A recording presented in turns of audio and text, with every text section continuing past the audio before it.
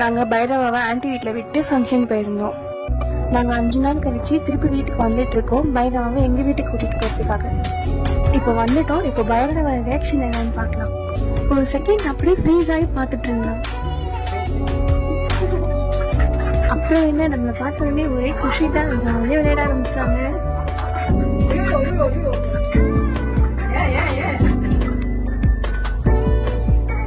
சமாதானப்படுத்துறதுக்குள்ளே போதும் போதும்னு ஆயிடுச்சு.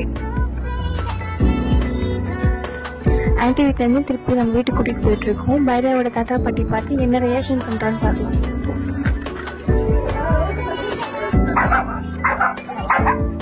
எல்லாரையும் ஒரு திட்டிட்டு வீடு ஃபுல்லாக ரவுண்ட் அடிச்சிட்டாங்க.